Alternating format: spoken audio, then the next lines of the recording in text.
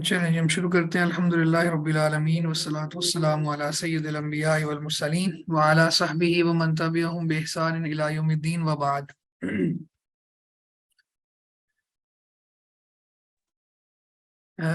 کتاب الصلاۃ میں باب الاذان ہم پڑھ رہے ہیں، اور اس میں اذان کا کچھ طریقہ ہم نے دیکھ لیا۔ ابھی کچھ مزید حدیث میں آ جائے گی بات۔ جو حدیث ہمارے سامنے ہے وہ نبی محذورہ رضی اللہ عنہ ان نبی صلی اللہ علیہ وسلم علمہ الاذان۔ ابو محذورہ رضی اللہ تعالیٰ عنہ سے مروی ہے کہ بے شک نبی مکرم صلی اللہ علیہ وسلم نے ان کو اذان سکھائی۔ فذکر فیہ ترجیع، تو انہوں نے اس میں ترجیح کا ذکر کیا۔ یہ ترجیح کیا ہے؟ یہ شہادتین کے جو صیغے ہیں ان کو آہستہ آواز میں کہنے کے بعد پھر اونچی آواز میں زوردار آواز میں کہنا، یہ ترجیح ہے، یہ خاص ٹرم ہے۔ اخرجہ مسلم، یہ مسلم کی روایت ہے۔ ولیکن ذکر تکبیر فی اولہ مرتین فقط، لیکن انہوں نے امام مسلم نے یہاں پہ اس روایت میں شروع کی جو تکبیر ہے اللہ اکبر اللہ اکبر، وہ صرف وہ کلمات 2 مرتبہ کہیں۔ رواہ الخمسۃ، اور یہی روایت الخمسہ میں یعنی 5 حدیث کی کتابوں میں موجود ہے۔ فذکروہ مربعا، اور انہوں نے اس پہلی تکبیر کو 4 دفعہ ذکر کیا ہے۔ تو یہ 2 روایات ہمارے سامنے آ گئی، گویا کہ ایک روایت میں 2 مرتبہ اور ایک روایت میں 4 مرتبہ۔ تو 4 مرتبہ والی روایت کو ترجیح دی جائے گی، کیونکہ جب حدیث میں اضافہ ہوتا ہے نا کوئی صحیح سند کے ساتھ، تو وہ اضافہ قبول کیا جاتا ہے۔ اس کے بعد انس رضی اللہ تعالیٰ عنہ کہتے ہیں امر بلال ان یشفع الاذان ویؤتر الاقامہ، کہ امیرا کا مطلب ہے حکم دیے جاتے تھے، بلال، تو بلال حکم دیے جاتے تھے۔ کیا مطلب ہے؟ کہ بلال کو حکم دیا گیا تھا، اور حکم دینے والے کون تھے؟ رسول اللہ صلی اللہ علیہ وسلم، کیونکہ بلال بھی مؤذن رسول ہیں صلی اللہ علیہ وسلم۔ ان یشفع الاذان، اس کا مطلب یہ ہوتا ہے کہ یشفع دہرانا، ٹھیک ہے، اذان کے کلمات کو دوہرا کہیں، ڈبل کر کے کہیں۔ ویوتر الاقامہ، اور اقامت کو اکہرا کریں، یعنی ایک کلمہ پڑھے اس میں۔ الا الاقامت، سوائے اقامت کے۔ اقامت کا مطلب یہاں پہ یہ آگے تفصیل آگی، یعنی قولہ، یعنی اس کا مؤذن کا یہ کہنا قد قامت الصلاۃ، تو الاقامہ سے مراد قد قامت الصلاۃ کا قول ہے۔ تو قد قامت الصلاۃ کو 2 دفعہ کہنا ہے، باقی سب کلمات کو ایک مرتبہ کہنا ہے اقامت میں۔ تو یہ متفق علیہ ہے، بخاری مسلم میں ہے۔ ولم یذکر مسلم الاستثناء، تو یہ بخاری کے الفاظ ہیں، اور مسلم نے استثناء ذکر نہیں کیا، یعنی الا الاقامہ کے لفظ وہاں پہ موجود نہیں ہے۔ تو میں نے کہا کہ جب ہمارے سامنے حدیث موجود ہوتی ہیں تو کسی صحیح سند کے ساتھ کسی حدیث کے اوپر جو اضافہ ہوتا ہے اس کو پھر لیا جاتا ہے، اس کو قبول کیا جاتا ہے، اس کو اس کے متصادم نہیں سمجھا جاتا۔ جیسے پیچھے ہم نے بات کی پچھلی روایت میں کہ شروع میں تکبیر مسلم میں 2 مرتبہ ہے، اور باقی 5 کتابوں میں 4 مرتبہ ہے، تو پھر ہم 4 مرتبہ والی کو لیں گے، کیونکہ یہ اضافہ ہے، اور اضافہ جو ہوتا ہے وہ قبول کیا جاتا ہے۔ تو ایسے یہاں پہ الا الاقامہ کا اضافہ بخاری میں ہے، مسلم میں نہیں ہے، تو ہم اس کو قبول کریں گے، اور یہ کوئی آپس میں کنٹراڈکشن بھی نہیں ہے۔ تو گویا کہ یہاں پہ یہ ثابت ہوا کہ اذان جو ہے اس کو ڈبل کرنا ہے، جیسے اللہ اکبر یہ 1 دفعہ ہے، پھر دوبارہ اللہ اکبر تو اس کو دہرا دیا۔ اشہد ان لا الہ الا اللہ، پھر اشہد ان لا الہ الا اللہ، اس کو بھی، اس جملے کو بھی 2 دفعہ کر دیا۔ اشہد ان محمد رسول اللہ، اشہد ان محمد رسول اللہ، یہ بھی ڈبل ہو گیا، ٹھیک ہے۔ تو اذان میں تو یشفع الاذان، یعنی اذان کو دوہرا کہیں گے، اذان کے کلمات کو 2 مرتبہ پڑھنا، یہ ہے۔ ویوتر الاقامہ، وطر 1 کے معنی میں بھی استعمال ہوتا ہے اور طاق کے معنی میں بھی استعمال ہوتا ہے، تو یہاں 1 کے معنی میں استعمال ہوا ہے کہ اقامت کے کلمات کو اکہرا، یعنی ایک مرتبہ وہ پڑھے، یعنی بلال کو یہ حکم دیا گیا تھا۔ ہاں الاقامہ یعنی قد قامت الصلاۃ کا جو لفظ ہے، یہ جملہ ہے، اس کو 2 دفعہ پڑھا جائے گا۔ تو میں نے بتا دیا کہ یہ جو استثناء مسلم میں نہیں ہے، بخاری میں ہے، تو یہ استثناء قابل قبول ہے، کیونکہ یہ صحیح حدیث کے اوپر صحیح حدیث کا ہی اضافہ ہے، تو اس کو قبول کیا جائے گا۔ ولی نسائی، اور نسائی میں امر النبی صلی اللہ علیہ وسلم بلالا، یہاں پہ پچھلی روایت میں یہ جو بخاری مسلم کی ہے اس میں امر بلال تھا کہ بلال کو حکم دیا گیا تھا، یعنی یہاں پہ حکم دینے والے کا ذکر نہیں تھا، لیکن چونکہ صحابی کو حکم دیا گیا اس کا مطلب یہی ہے کہ اللہ کے رسول نے حکم دیا، تو لیکن نسائی میں اس کی صراحت بھی آ گئی، وہاں پہ الفاظ یہ ہیں امر النبی صلی اللہ علیہ وسلم بلالا، اللہ کے رسول صلی اللہ علیہ وسلم نے بلال کو حکم دیا تھا، تو یہ وضاحت بھی وہاں موجود ہے۔ اس کے بعد ابو جحیفہ رضی اللہ تعالیٰ عنہ بیان کرتے ہیں کہ رأیت بلالا، میں نے بلال کو دیکھا، یؤذن، وہ اذان کہہ رہے تھے، وَأَتَتَبَّعُ فَاهُ، یعنی اب یہ اس روایت میں اذان دینے کی کیفیت بیان ہو رہی ہے۔ میں نے اذان دیتے ہوئے دیکھا بلال کو، وَأَتَتَبَّعُ فَاهُ، میں ان کے چہرے کی پیروی کر رہا تھا، یعنی میں ان کے چہرے کو دیکھ رہا تھا، جدھر وہ چہرہ موڑتے میں بھی موڑ لیتا، ہاں ہونا و ہاں ہونا، ادھر اور ادھر، ٹھیک ہے، یعنی بلال کو میں دیکھ رہا تھا اور میں بھی ان کے چہرے کو خاص طور پہ مانیٹر کر رہا تھا کہ وہ کیا کیسے کرتے۔ تو اتتبع کا مطلب یہ ہوتا ہے کہ پیروی کرنا، تو جس طرف بلال کا چہرہ ہوتا میں بھی اس طرف دیکھتا، تو وہ کبھی رائٹ سائڈ پہ کرتے، کبھی لیفٹ سائڈ پہ کرتے، حی علی الطین کے موقع پہ، حی علی الصلاح، حی علی الفلاح کے موقع پہ۔ وَإِصْبَعَاهُ فِي أُذُنَيْهِ، اور بلال کی دونوں انگلیاں ان کے دونوں کانوں میں ہوتی تھی، یعنی اذان کہنے کی کیفیت کیا ہے کہ انگلیاں کانوں میں ہوں، اور پھر جب حی علی الطین کی باری آئے، حی علی الصلاح، حی علی الصلاح، تو دائیں طرف، اور حی علی الفلاح، حی علی الفلاح تو بائیں طرف، اس کی صراحت پھر باقی روایات میں بھی موجود ہے۔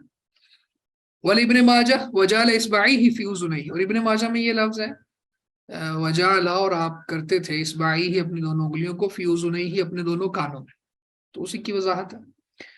ولی ابی داود، اور ابو داود میں لوا عنقہ لما بلغ حی علی الصلاۃ، وہ جو ہم نے پیچھے بات کی وہاں تو نہیں موجود تھا نا کہ وہ کہتے ہیں تتبع فاہ، میں ان کے منہ کو دیکھتا، ہا ہونا و ہا ہونا، تو وہ کب کرتے تھے دائیں بائیں؟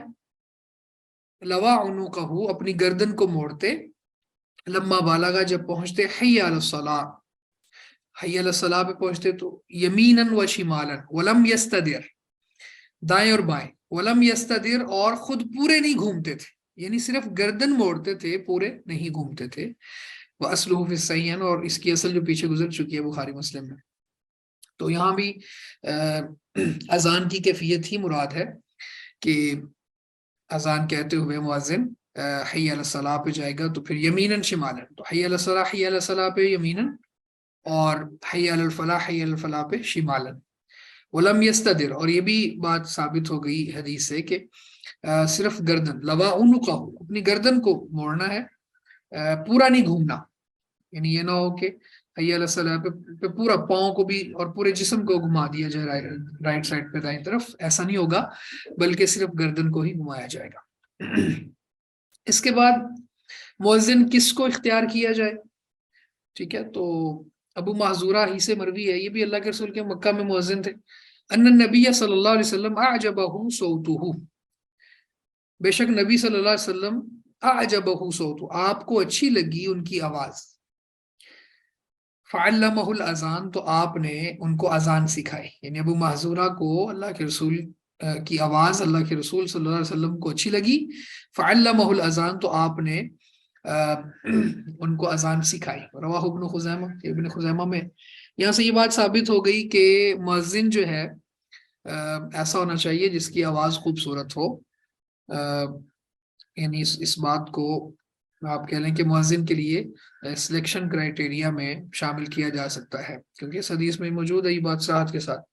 تو ویسے بھی آج کل بھی ہم سن رہے ہیں کہ قطر میں جو یہ فیفا ورلڈ کپ ہو رہا ہے، خیر کھیل کود جو بھی ہے، لیکن انہوں نے وہاں پہ کچھ اسلام کی تبلیغ کے انتظامات بھی کیے دعوت دین کے لیے، تو اس میں ایک جو تبدیلی ہم تک پہنچی، واللہ عالم کتنی اس میں صداقت ہے، کہ انہوں نے مؤذنین کو چینج کر دیا ہے اور اچھی اچھی اذانوں والے مؤذنین کو اپوائنٹ کر دیا ہے مساجد میں، تو بڑا یہ امپیکٹ پڑتا ہے کہ پورے تجوید کے ساتھ اور اچھی پروننسیشن کے ساتھ اور خوبصورت انداز میں اذان کہنا. تو ابو معذورہ رضی اللہ تعالیٰ عنہ کی آواز بھی بہت خوبصورت تھی، تو اللہ کے رسول نے ان کو پھر مؤذن بنایا اور ان کو اذان سکھائی.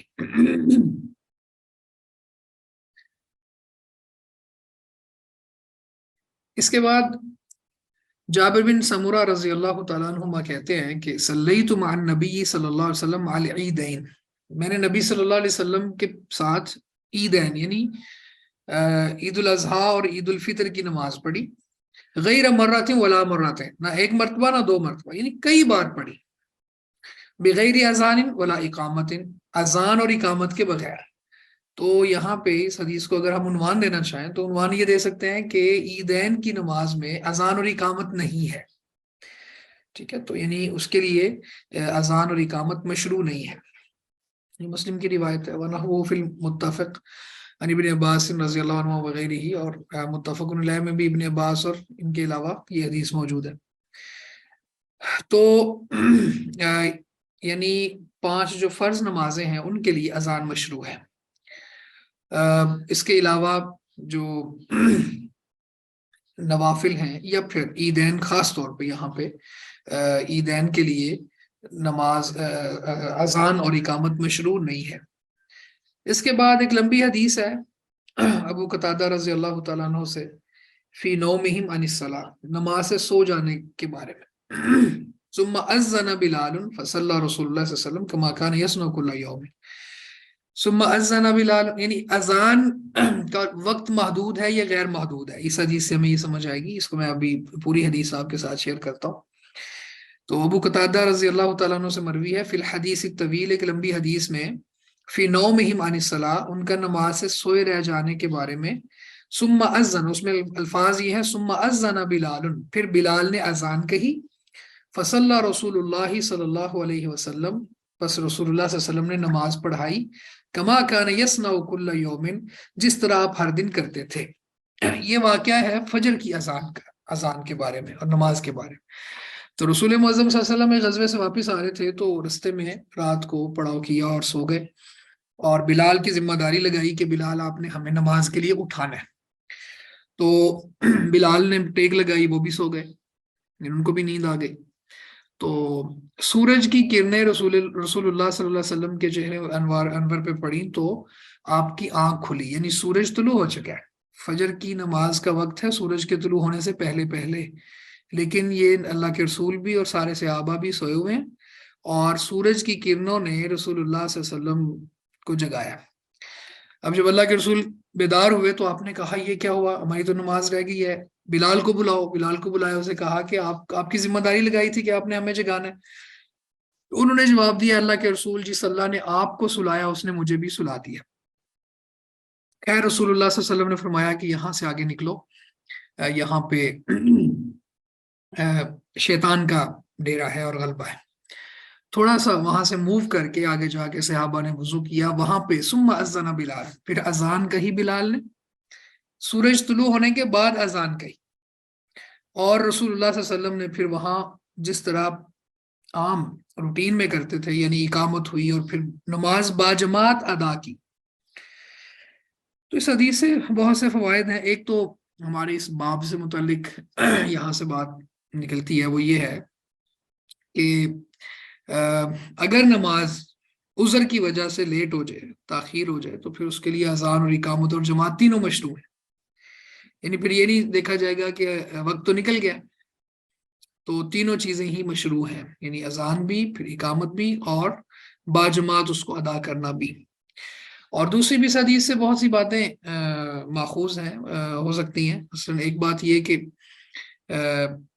جیسے رسول اللہ صلی اللہ علیہ وسلم کا دوسرا ایک فرمان بھی ہے نا، من نام عن صلاۃ او نسی عنہا فلیصلیھا اذا ذکرھا، کہ کوئی بندہ نماز سے سویا رہ جائے تو جب اٹھے گا تبھی اس کا وقت ہے، یا پھر اس کو بھول گئی کہ میں نے نماز پڑھنی تھی اور اس کو اچانک یاد آیا، تو جب یاد آیا وہی اس کا وقت ہے.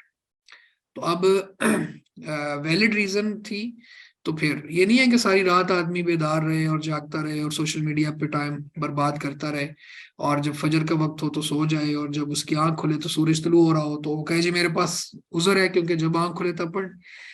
تو رات کو اس نے پوری کوشش اور اہتمام کیا، اور جیسے اللہ کے رسول صلی اللہ علیہ وسلم نے بھی یہ ذمہ داری لگائی کہ آپ نے ہمیں جگانا ہے، تو کوئی شخص الارم بھی لگاتا ہے اور اس طرح سے پورا اہتمام کرتا ہے، اس کے باوجود اس کی آنکھ سورج طلوع ہونے کے بعد کھلتی ہے، تو پھر وہی وقت ہے، اس وقت وہ نماز پڑھ لے۔ تو یہ حدیث ہے، اس حدیث سے یہ بات ہمیں سمجھ آتی ہے کہ اس وقت وہ نماز پڑھ سکتا ہے۔ اس کے بعد ابو ولا ہو یعنی مسلم میں ہی جابر رضی اللہ تعالیٰ عنہ سے مروی ہے ان نبی صلی اللہ علیہ وسلم اتل مزدلفہ تھا، رسول معظم صلی اللہ علیہ وسلم مزدلفہ آئے، فصلی بها المغرب والعشاء باذان واحد واقامتین، بس آپ نے وہاں پہ مغرب اور عشاء پڑھی ایک اذان کے ساتھ اور 2 اقامتوں کے ساتھ۔ تو یہ جمع بین صلاتین کا مسئلہ ہے کہ جب نمازیں جمع کرنی ہوں تو پھر کیا کریں گے، تو ہر نماز کے لیے علیحدہ سے اذان کہنے کی ضرورت نہیں، لیکن اقامت کہی جائے گی، تو ایک اذان کے ساتھ اور 2 اقامتوں کے ساتھ 2 نمازوں کو جمع کیا جا سکتا ہے۔ اچھا، اسی طرح یہ زیادہ مسنون ہے، لیکن ایک اقامت کی بات بھی آگے آ رہی ہے۔ وَلَهُ عَنِ ابن عمر رضی اللہ عنہما، اور مسلم میں ہی ابن عمر یعنی عبداللہ بن عمر رضی اللہ تعالیٰ عنہما سے مروی ہے، جمع بین المغرب والعشاء باقامت واحدۃ، کہ اللہ کے رسول صلی اللہ علیہ وسلم نے مغرب اور عشاء کو ایک اقامت کے ساتھ جمع کیا ہے۔ تو زاد ابو داود میں اضافہ ہے لکل صلاۃ، ہر نماز کے لیے، یعنی ہر نماز کے لیے علیحدہ سے اقامت کہی جائے۔ اور فی روایت لاہور، اسی میں ایک روایت میں ہے ولم ینادی فی واحدۃ منہما، کہ ان دونوں میں سے کسی نماز کے لیے اذان نہ دی۔ تو اب یہ اس کو ہم جب سمرائز کرتے ہیں ابھی بات کو، تو سمجھ آ جاتی ہے کہ ہر نماز کے لیے اذان اور اقامت مشروع تو ہے۔ اچھا، 2 نمازیں جمع کرنی ہوں تو جمع کرتے ہوئے ایک اذان اور دونوں نمازوں کے لیے علیحدہ علیحدہ سے اقامت کرنا، یہ بھی مشروع ہے۔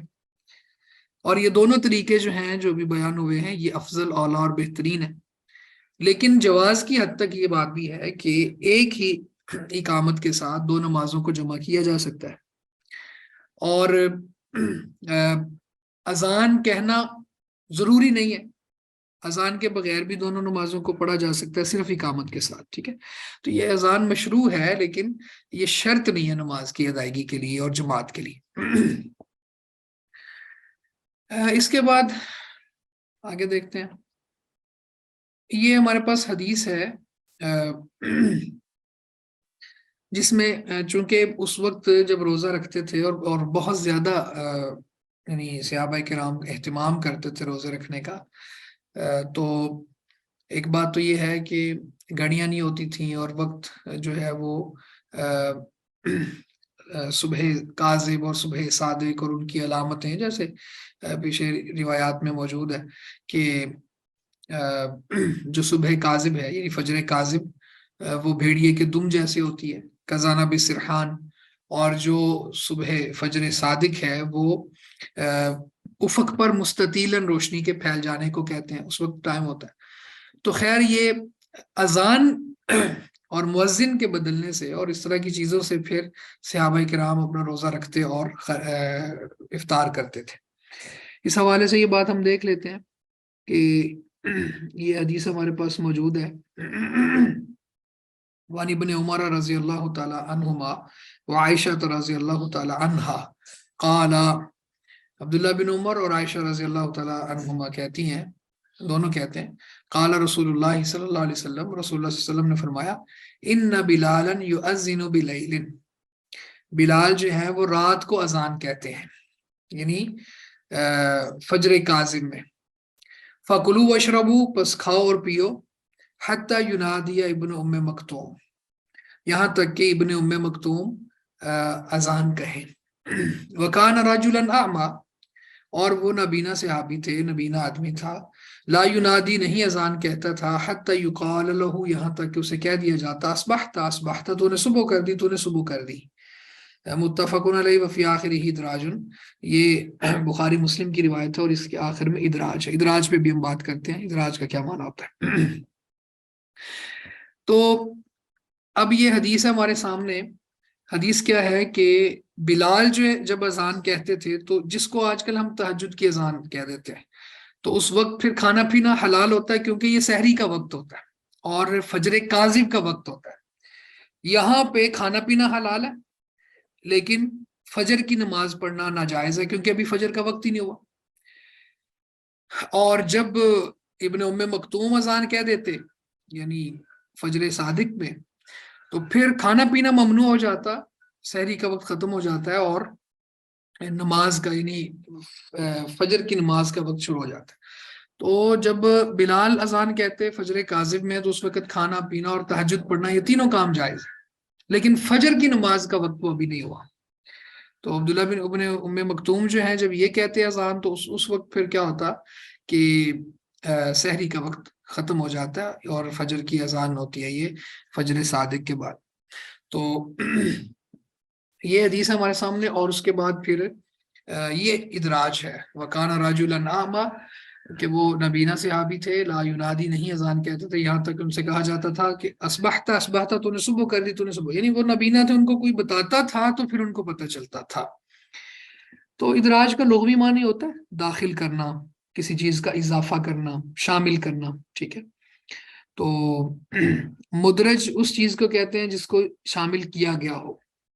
تو اس میں ہوتا یہ ہے کہ حدیث کے اندر غیر حدیث کو یعنی حدیث کے علاوہ کسی چیز کو شامل کر دینا۔ تو اس کی دو قسمیں ہوتی ہیں، ایک ہوتا ہے مدرج الاسناد، سند میں کوئی اضافہ ہو، اور ایک ہوتا ہے مدرج المتن کہ متن میں کوئی اضافہ۔ تو اب یہاں پہ جو اضافہ ہے یہ متن میں اضافہ ہے، کیونکہ یہاں تک تو رسول اللہ صلی اللہ علیہ وسلم کی بات ہے، اس کے بعد جو آگے بات ہے نا یہ اس کو مدرج المتن کہتے ہیں کہ یہاں پہ متن میں اضافہ کیا گیا۔ تو خیر اس حدیث سے بہت سے مسائل نکلتے ہیں، ایک انہی مسائل میں سے ایک مسئلہ یہ بھی ہے کہ نابینا آدمی جو ہے اس کو مؤذن لگایا جا سکتا ہے، ٹھیک ہے۔ تو یعنی کوئی شخص یہ کہے جی نابینا کو کیوں اذان دینے کے لیے ذمہ داری دی جائے گی، اس کو تو معلوم نہیں ہوگا، تو اس کو کوئی معلوم کروا دے اور اس کو ذمہ داری یہ دی جا سکتی ہے، کوئی حرج نہیں ہے۔ اسی طرح مؤذن جو ہے وہ دوسرے بندے کی خبر پر اعتبار کر سکتا ہے، یعنی کوئی دوسرا بندہ اس کو بتائے تو پھر یعنی یہ ابن ام مکتوم کسی کے کہنے پر ہی، تو اگر وہ عادل ہے اور اللہ سے ڈرنے والا ہے اور مسلم ہے، مومن ہے، تو پھر اس کی بات مان کے اذان کہہ دینی چاہیے، ٹھیک ہے۔ تو یہاں سے یہ بات بھی ثابت ہوتی ہے۔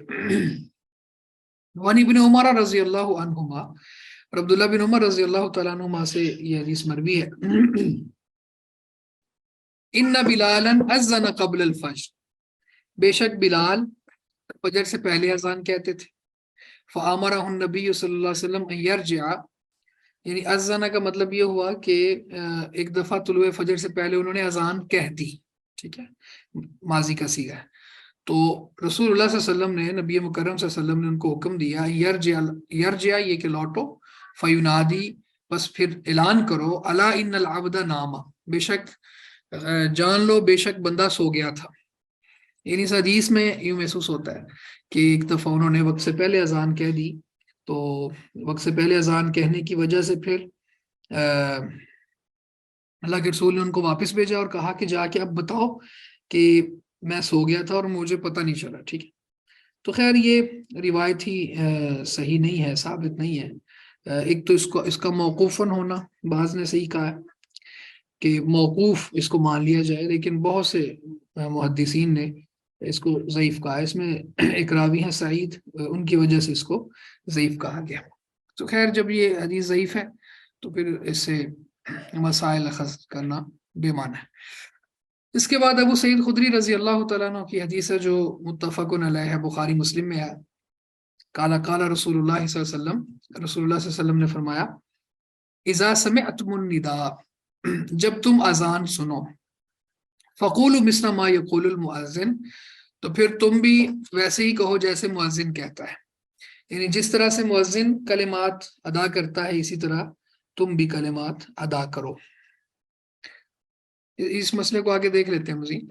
ولی البخاری، اور بخاری میں ان معاویہ رضی اللہ تعالیٰ عنہ سے اس طرح کی حدیث مروی ہے، اور مسلم میں अन उमर फी फज़ल अल-क़ौल कमा यक़ूल अल-मुअज़्ज़िन कलिमतन कलिमतन। मुस्लिम में हजरत उमर से फजीलत बयान हुई है कि जब मुअज़्ज़िन कलिमा कहता है, एक एक कलिमा कहता है, तो उसके जवाब में फिर सिवल हय्या अला तैन, यानी बाकी सारे कलिमात को ऐसी कहना है, लेकिन हय्या अला तैन, हय्या अला सलाह, हय्या अला फलाह जो है, फयक़ूलु ला हौला वला कुव्वता इल्ला बिल्लाह, तो वहां पे ला हौला वला कुव्वता इल्ला बिल्लाह कहना है। तो यानी अजान की फजीलत का सॉरी अजान का जवाब देने की फजीलत के बारे में बहुत सी रिवायात हैं। उनमें एक रिवायत तो ये भी है ना कि हल्लत लहू शफाअती यौमल क़ियामा, कि जो जैसे मुअज्जिन कहता है उसी तरह से ये भी जवाब देता है, उसके कलिमात को दोहराता है। और फिर जैसे यहाँ इस हदीस में हमारे सामने आ गया कि हय्या अला सलाह हय्या अला फलाह की जगह पे ला हौला वला कुव्वता इल्ला बिल्लाह कहता है। तो उसके बाद फिर दुरूद इब्राहिमी पढ़ के मेरे लिए वसीले का सवाल करता है। नबी मुकर्रम सल्लल्लाहु अलैहि वसल्लम ने फरमाया तो हल्लत लहू शफाअती यौमल क़ियामा, उसके लिए क़यामत के दिन मेरी शफाअत हलाल हो जाती है। तो ये उसी हदीस की तरफ इशारा। इसके बाद मुअज्जिन कैसा होना चाहिए, ये हदीस भी बड़ी अहम है इस बाब में। उस्मान बिन अबी लास रज़ी अल्लाह तआला अन्हु कहते हैं अन्नहु क़ाल, उन्होंने बेशक उन्होंने कहा, या रसूल अल्लाह, ए अल्लाह के रसूल, इजअलनी इमाम कौमी, मुझे मेरी कौम का इमाम मुकर्रर कर दे, यानी मुझे मेरी कौम का इमाम बना दे। काला, तो आपने फरमाया, अंत इमामुहुम, आप उनके इमाम हैं, यानी मैं आपको उनका इमाम मुकर्रर कर रहा हूँ। वक्तदे बिअज़अफ़िहिम, वक्तदे, पैरवी कर उनमें से सबसे कमजोर की।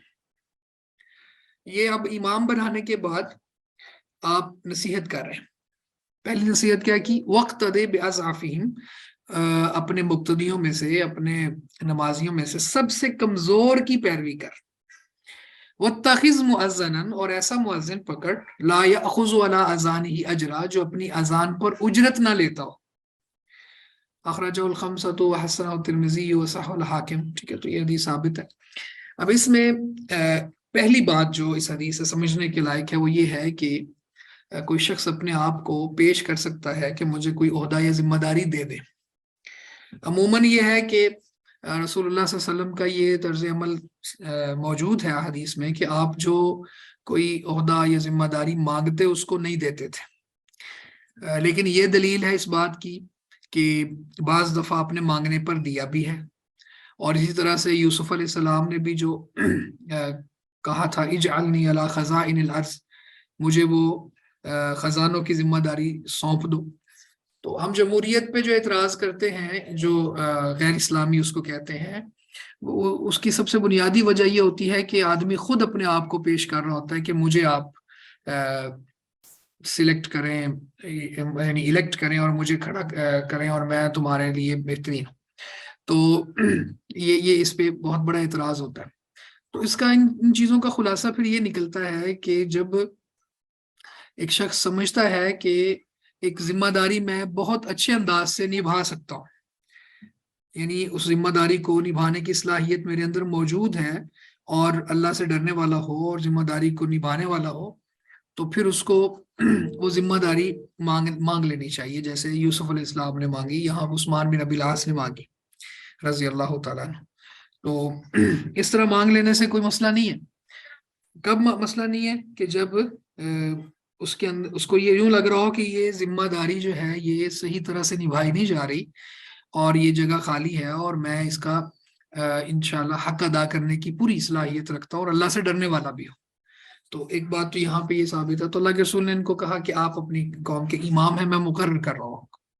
फिर पहली जो नसीहत फरमाई वो ये थी, वक्त बिअज़ाफ़िहिम, अब इमाम को चाहिए कि वो अपने नमाजियों की रियायत रखे और उनका ख्याल रखे और उनके कमजोर, सबसे कमजोर की पैरवी करे। क्या मतलब है कि बहुत लंबा और तवील ना करे नमाज को। कोई बाज को हाजात होती है, बाज कमजोर होते हैं, लंबा क़याम नहीं कर पाते, ज़ईफ लोग होते हैं,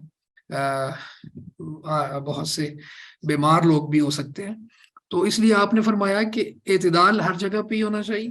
تو اپنے وہاں نمازیوں میں سے کمزور ترین بندے کی اقتدا کری نہیں، اس کو ملحوظ خاطر رکھ کے نماز پڑھا.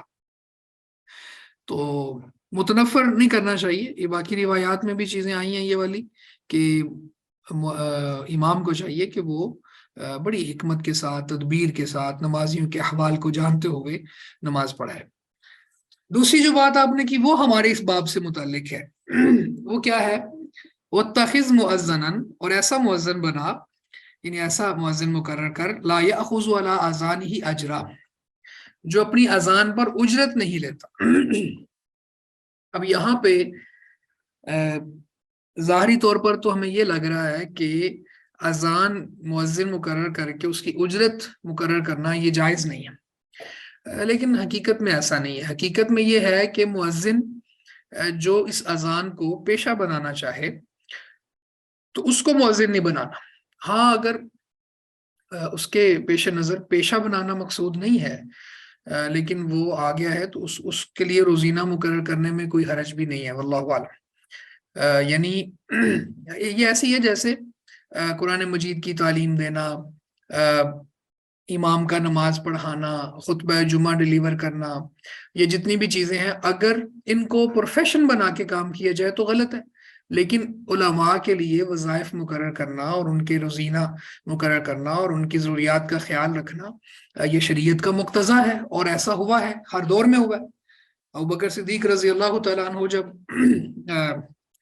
خلیفہ بنے، یہ بھی تو ایک عبادت ہے نا، یعنی سیاست کرنا یہ عبادت ہے، انبیاء کا کام ہے. کانت بنو اسرائیل تسوسہم الانبیاء، بنو اسرائیل کی سیاست انبیاء کیا کرتے تھے. تو سیاست کیا ہے کہ نظام حکومت کو چلانا، تو یہ عبادت ہی ہے.